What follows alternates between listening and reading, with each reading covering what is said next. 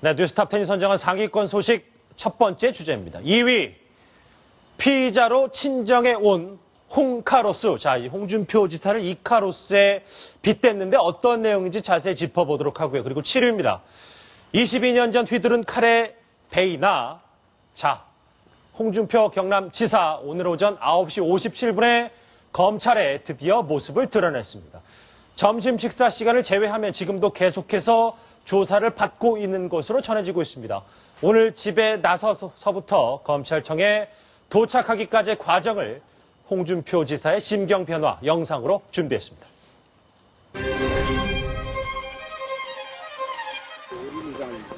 어버이날인데 고생 많습니다. 검찰청으로 갑시다. 바로 푹 잤습니다.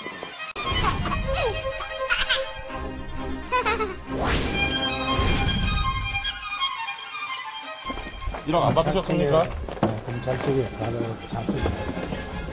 1억은 제대로 받은 사실이 없으십니까? 네, 검찰청에 바로 기다리세요.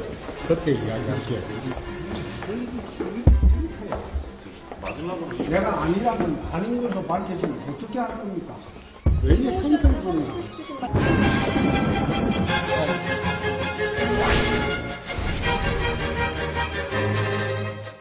이런 일로 국민 여러분께 심려를 끼쳐드리게 된 점에 대해서는 송구스럽게 생각합니다.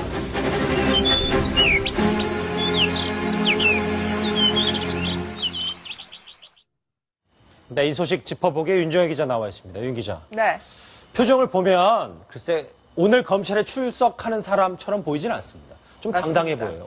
어떻게 보입니까? 맞습니다. 상당히 집에서도 기자들의 예측보다 이른 시간에 집을 나섰습니다. 예. 아침 7시 55분쯤에 나왔는데요. 그때 이 가슴팍에 보셨지만 카네이션까지 달고 있습니다.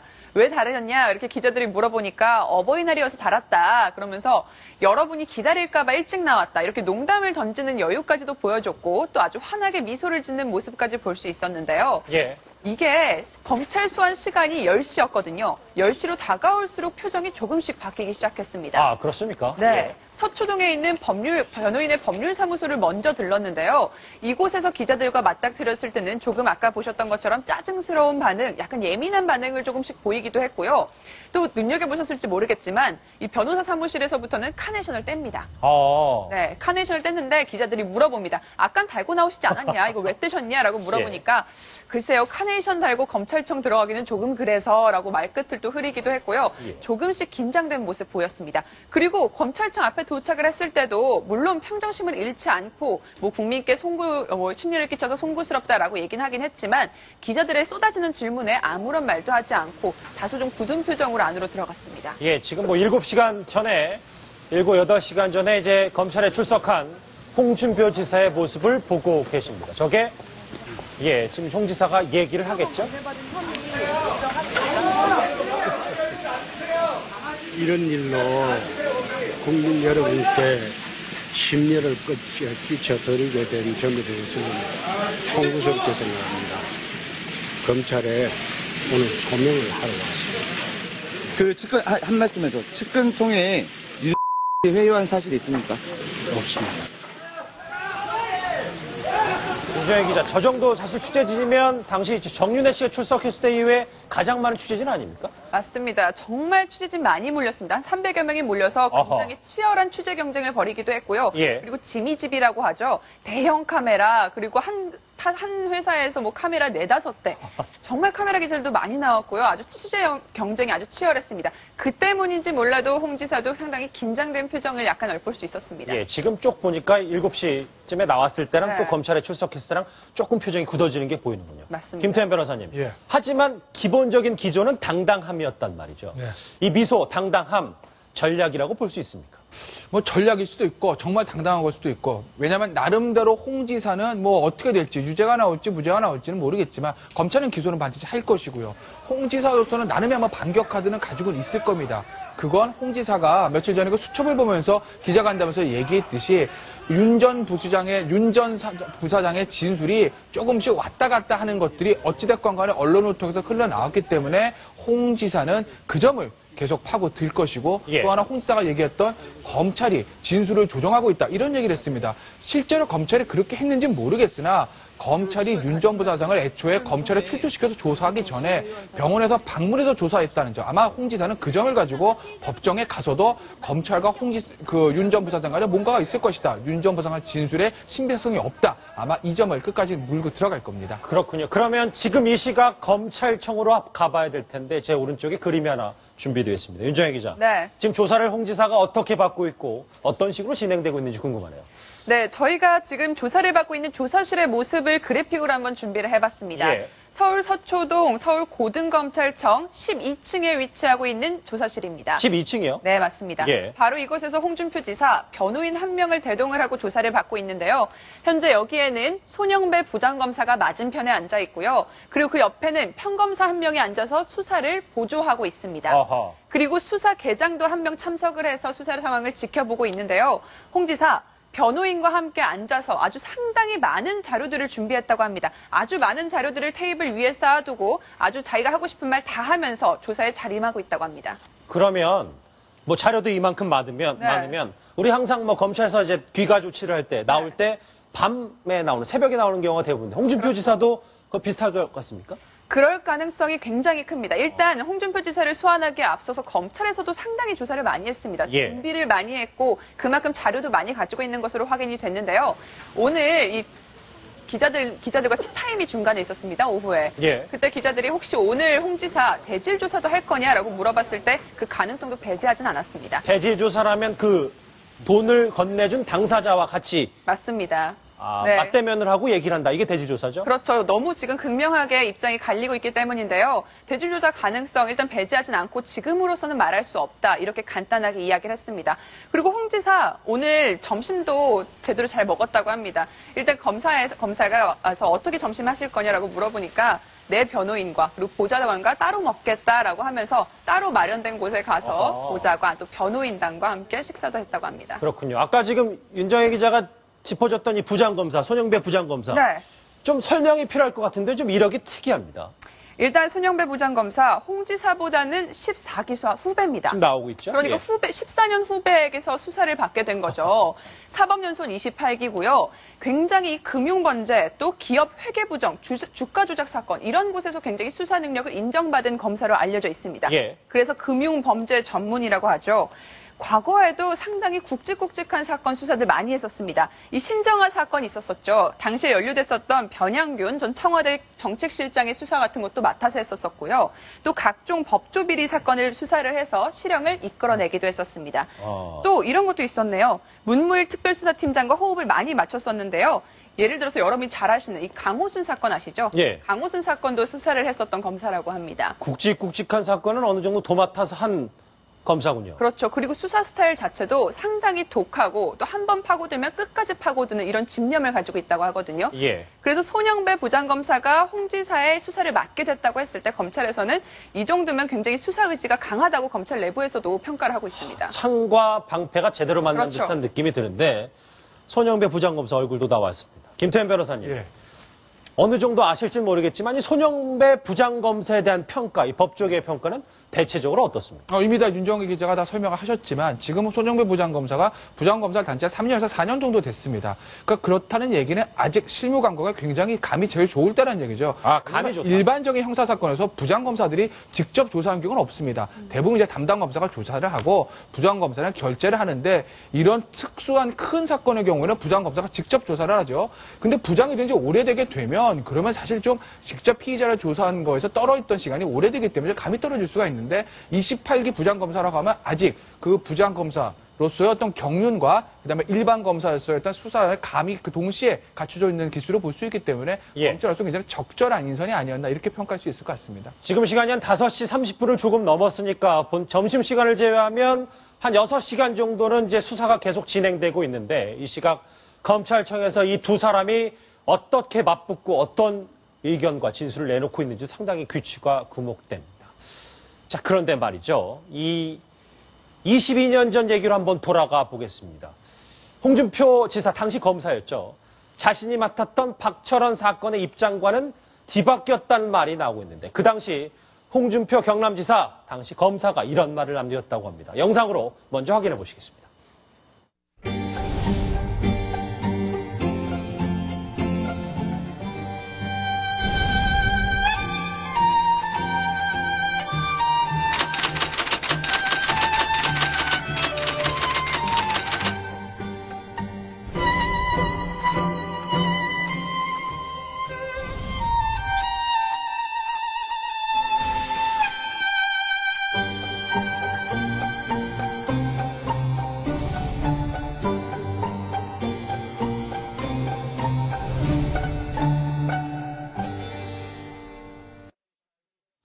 이해가 좀 되셨을 것 같은데 박성원 논설위원 오래 기다리셨습니다. 네.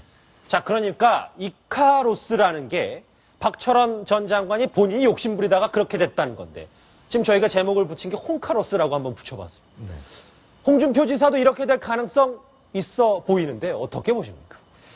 홍 지사 자신은 본인이 그 이카로스라고 생각하지는 않을 것 같습니다. 왜냐하면 그 박철원은 말하자면 당대의 최고 부패 세력의 핵심에 있던데 자기가 심장에 칼을 찔렀다고 생각하고 있었고, 홍 지사는요? 예, 그 당시 제가 이제 법조 출입을 해서 사실 수사 과정을 많이 얘기를 들었는데, 그러셨군요. 예, 아마도 그런데 현재의 본인은 사실은 그 이른바 친박들을 겨냥한 성완종의 그 메모에 그들의 어떤 그들에게 돈이 간 것을 구체적으로 입증할 수 있는 자기는 전달자가 있으니까 그 이유 때문에 말하자면 끼워 팔기로 말하자면 미끼 상품으로 자기가 성완종에게 팔렸다. 아마 그런 억울한 생각을 하고 있지 않을까. 그런 생각이 듭니다. 최근에 쭉 이 사건에 대해서 대응하는 걸 보면 본인은 그 실제 성완종의 말하자면 앙심 리스트에 그 신빙성을 높이기 위한 어떤 사실관계에서 전달자가 있으니까 하나의 그 카드로 말하자면 그 활용되고 있다. 이런 억울한 생각을 갖고 있는 것 같아요.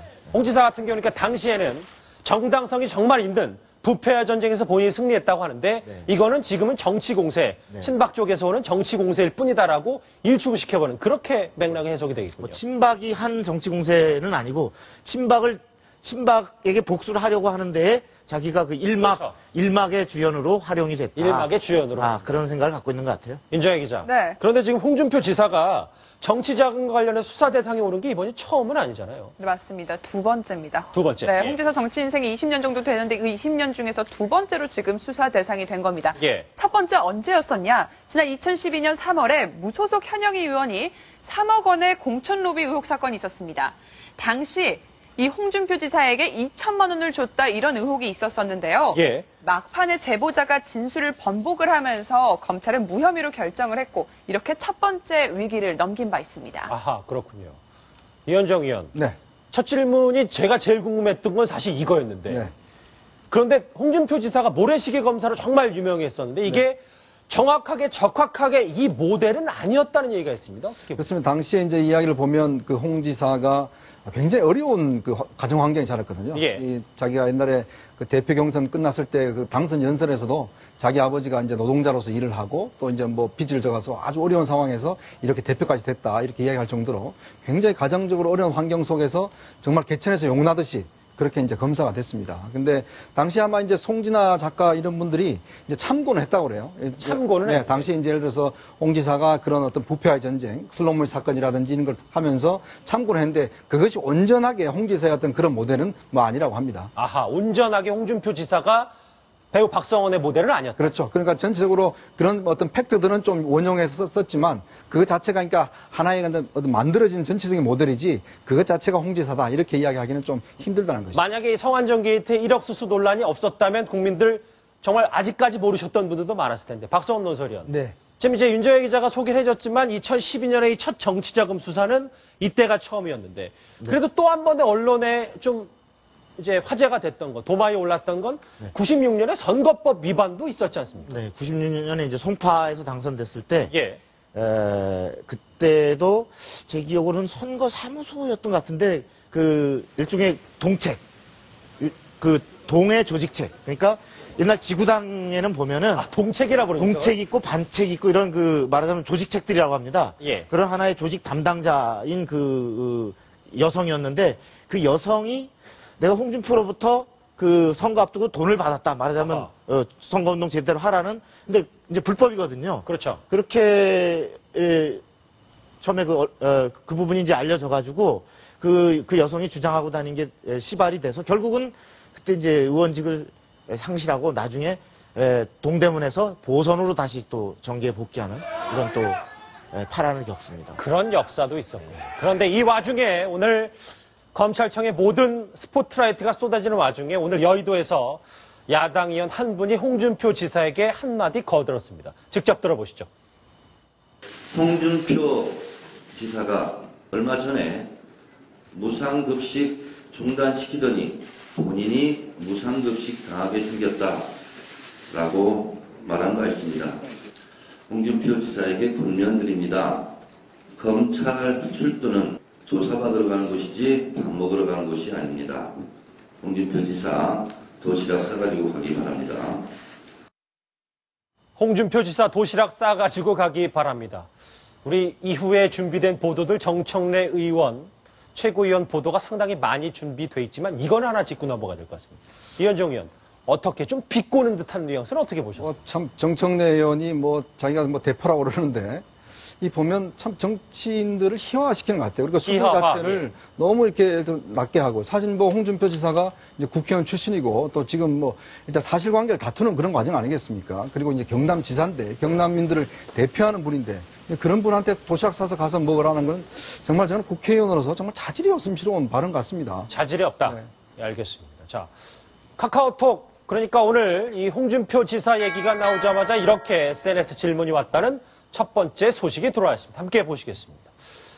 자, 이거는 김태현 변호사님께 딱 봐도 질문을 드려야 될 것 같네요. 검찰이 윤모 씨의 진술을 모두 녹화했고 윤 씨는 일관된 진술을 하고 있다고 하던데 박철원 사건 당시 홍 지사가 비슷한 방법으로 유죄를 이끌어냈다고 알고 있습니다.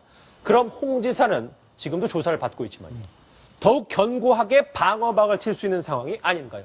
답변 부탁드리겠습니다. 그러니까 일단 먼저 박철원 사건 때 홍 지사가 당시 홍 검사죠. 어떻게 수사를 했는지 제가 말씀을 드릴게요. 그러니까 박철원 장관이 정덕일 씨한테 돈을 받았다는 걸 부인하고 있었습니다. 그 당시에 돈을 준 현장에 있었다는 목격자가 홍모 여인인데 홍 지사가 그 홍모 여인의 진술을 받습니다. 그리고 그 진술을 기소할 때 법정에 증거를 제출하죠. 진술 조서를. 원칙대로 하면 그 홍 여인도 법정에 나와서 박철원 장관으로 하여금 반대 신문, 즉 반박할 기회를 줘야 되는 건데 당시에 홍 여인이 미국으로 출국을 해버리고 법정에 출석하지 않습니다. 그렇기 때문에 박 전 장관으로서는 홍 여인의 어떤 진술에 대해 다투보지도 못하고 유죄를 받은 것이거든요. 그 당시에는 그게 합법적인 수사 방법이었습니다. 그렇지만 나중에 이런 수사 방법이 위헌으로 판결이 났죠. 그래서 지금은 윤 전 부사장의 어떤 검찰에서 일관된 진술, 영상 녹화 그런 것이 있다고 하더라도 홍 지사가 그 진술에 대해서 다투자고 하면 반드시 법정에 윤 전 부사장이 출석을 해서 증언을 하고 거기에 대해서 홍 지사가 반박할 기회를 가질 겁니다. 예. 그렇기 때문에 예전에 홍 지사가 박 장관을 엮어넣었던 것처럼 그런 수사 방법을 이제는 검찰이 홍 지사에게 쓸 수는 없죠. 그건 우리나라 형사소송법이 피의자의 권리를 강화하는 쪽으로 개정이 됐기 때문입니다. 알겠습니다. 자, 아마 오늘 새벽까지 조사를 받을 것으로 예상이 되는데 홍준표 지사 귀가할 때는 정말 어떤 표정으로 어떤 말을 꺼낼지도 상당히 주목이 됩니다.